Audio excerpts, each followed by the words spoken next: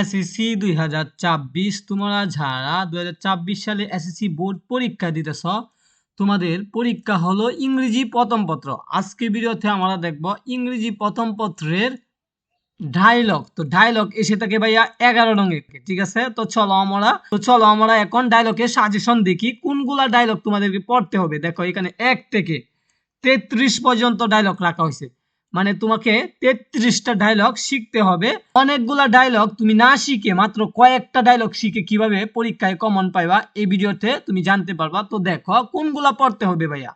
Important of physical exercise, এটা পড়বা, এটা অত্যন্ত গুরুত্বপূর্ণ, ঠিক আছে। আমি কিন্তু তোমাদেরকে বাছাই করে দিতেছি যেগুলো পড়লে তুমি কমন পাইবা পরীক্ষাতে হুবহু, ঠিক আছে। তারপর দেখো প্ল্যান আফটার এসএসসি এক্সামিনেশন। হ্যাঁ, এসএসসি পরীক্ষার পরে তোমার যে প্ল্যান, মানে তোমার যে পরিকল্পনা আছে, এইটার সম্পর্কে তোমাকে ডায়লগ লিখতে হবে তুমি এবং তোমার বন্ধুর সাথে।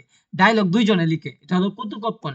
তুমি এবং তোমার বন্ধু যে কথা বলো, কথা বলাকে লিখার মাধ্যমে প্রকাশ করা হয়, এটাই হলো ডায়লগ। তো তোমাকে কি করতে হবে, পরীক্ষা পরে তোমার যে প্ল্যানটা এটা সম্পর্কে ডায়লগ লিখতে হবে। এরপরে দেখো ইম্পর্টেন্ট অফ লার্নিং ইংলিশ, ইংরেজির গুরুত্ব সম্পর্কে তুমি এবং তোমার বন্ধু একটা ডায়লগ লিখতে হবে, কথোপকথন লিখতে হবে। এরপরে দেখো important of reading news paper, তুমি যে নিউজ পেপার রিডিং পড়ো এটা সম্পর্কে তোমাকে বন্ধুর সাথে একটা ডায়লগ লিখতে হবে। এরপর দেখো ক্লাইমেট চেঞ্জ, তো এটাও তোমরা কি করবা, ডায়লগটা মুখস্থ করবা। মাত্র তোমাদের জন্য এখানে কয়টা রাখছি, 1টা 2টা 3টা 4টা 5টা, তো 33টার মধ্যে মাত্র তোমাকে 5টা দিচ্ছি, ঠিক আছে। তো তুমি 5টা কি করবা শিক্ষার্থী বন্ধুরা, অবশ্যই ভালো করে শেষ করে ফেলবা। তারপরে আরেকটা ডায়লগ দেখো use and abuse of call অথবা মোবাইল ফোন, মোবাইল ফোন সম্পর্কে তুমি এটাও মুখস্থ করে ফেলবা। অথবা এই যে দেখো এটা আছে ফেসবুক মোবাইল ফোন, একটা নিয়মে তুমি শিখে ফেলবা, ঠিক আছে।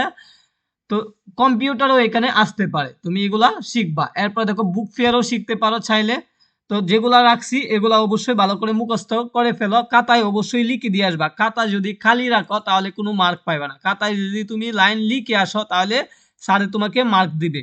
তো শূন্য খাতাতে কোনো মার্ক দিবে না। অবশ্যই তোমাকে কি করতে হবে, যারা এগুলা মুখস্থ না করতে পারো, 5টা দিছি মাত্র, মুখস্থ না করতে পারো তারা কি করো, ডায়লগের ফরম্যাটটা মুখস্থ করো। ডায়লগের ফরম্যাট হলেও তুমি কি করবা, খাতা বোর্ডে লিখে দিয়ে আসবা, একবারে শুরু থেকে শেষ পর্যন্ত খাতা বোর্ডে লিখে দিয়ে আসবা, স্যারে মার্ক দিতে বাধ্য। যদি তুমি না লিখে শূন্য খাতা রেখে দিয়ে আসো তাহলে স্যারে কোনো মার্ক দিবে না, ঠিক আছে। আশা করি বুঝতে পারছো। সকলকে ধন্যবাদ ভিডিওটি দেখার জন্য, অবশ্যই সাবস্ক্রাইব দিয়ে রাখবা আর ইংরেজি সাজেশন পেতে আমাদের সাথে নক দিবা।